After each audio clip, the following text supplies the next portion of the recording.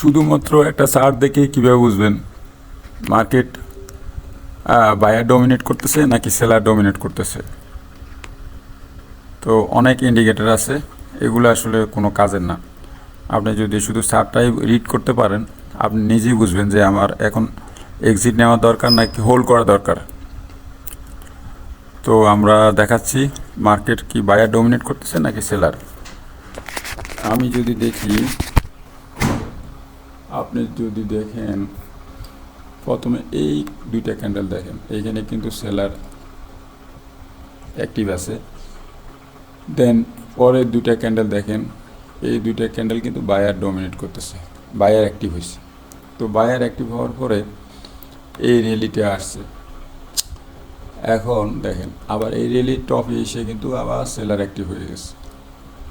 এই সেলার অ্যাক্টিভের ফলে মার্কেট কিন্তু দেখেন এখানে বড় একটা কারেকশন কিন্তু হয়েছে। এই কারেকশনটা হয়েছে, কারেকশন হলেও দেখেন এই জায়গায় এসে মার্কেট কিন্তু আবার বায়ার অ্যাক্টিভ হয়ে গেছে। বায়ার অ্যাক্টিভ হওয়ার পরে একটা বড় র্যালি তৈরি হয়েছে, কিন্তু সাবজেক্ট হলো আমাদের এন্ট্রি পয়েন্ট হবে কোথায়, আমি এটাই দেখাচ্ছি। এই যে দেখেন এখানে যে বায়ার অ্যাক্টিভ হয়েছে, এই জায়গায় বায়ার অ্যাক্টিভ হওয়ার পর কিন্তু এখানে মার্কেট উপরে পুশ করা হয়েছে।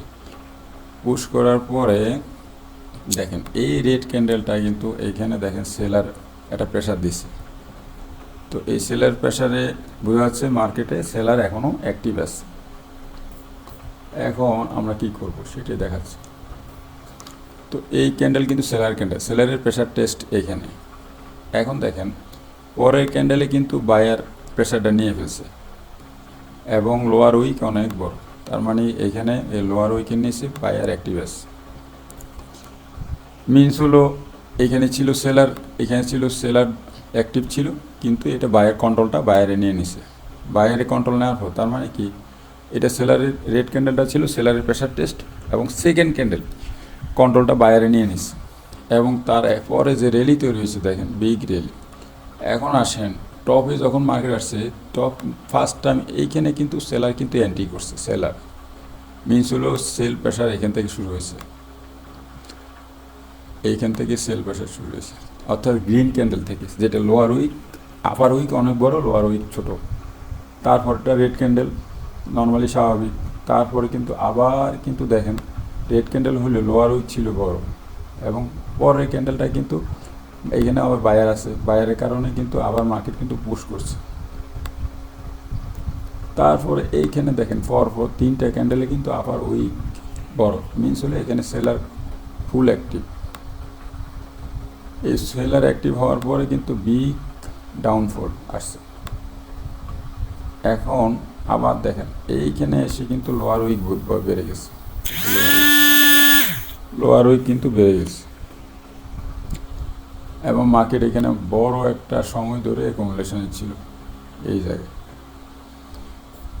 তারপরে কি হয়েছে, এবং এইখানে দেখেন লোয়ার উইক কিন্তু কম, আপার উইক কম, মানে মার্কেট নিউট্রাল অবস্থায় ছিল। এখানে কিন্তু একেবারে নিউট্রাল ছিল, কিন্তু এই রেড ক্যান্ডেলটা দেখেন, এই রেড ক্যান্ডেলটা, এই রেড ক্যান্ডেল কিন্তু এখানে লোয়ার উইক বড়, মিনস ডাউন সাইডে কিন্তু বায়ার আছে, এবং পর এই ক্যান্ডেলগুলো দেখেন ডাউন সাইডে কিন্তু বায়ার। এবং দেখেন এইখানে মার্কেট পুশ করে দিয়েছে উপরে, ওকে। পুশ করার পরে কিন্তু দেখেন লাস্ট এই রেড ক্যান্ডেল, এটা কিন্তু এখানে আবার সেলার অ্যাক্টিভ হয়ে গেছে।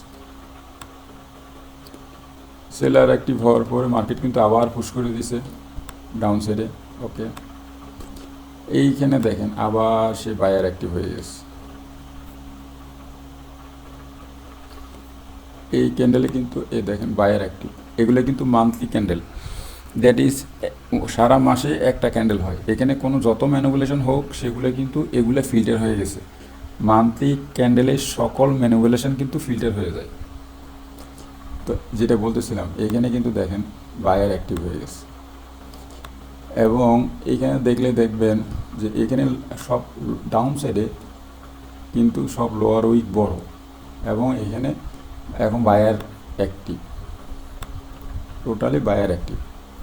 তো এখন আপনি এখন যে রানিং ক্যান্ডেল আছে সেটা দেখেন, এই রানিং ক্যান্ডেল রানিং ক্যান্ডেল যদি এইভাবেও ক্লোজ হয়, মাসের শেষে যদি ক্যান্ডেলটা এরকমই থাকে, ইট মিনস টোটালি বায়ার কন্ট্রোলে চলে আসছে। ইট মিনস টোটালি বায়ারের কন্ট্রোলে চলে আসছে, অর্থাৎ এইখানে এরকম চান্স আছে। এটা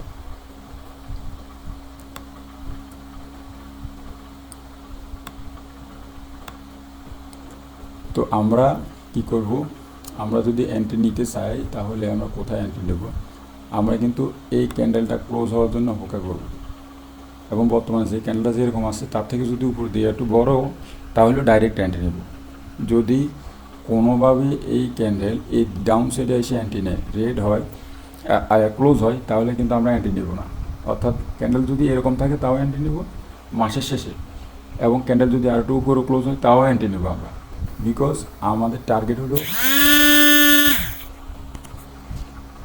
টার্গেট হলো এই লেগের সমান একটা লেগ এখানে আমরা পাবো, মিনস হলো এ পর্যন্ত। তো এটাই ছিল আজকের অ্যানালাইসিস।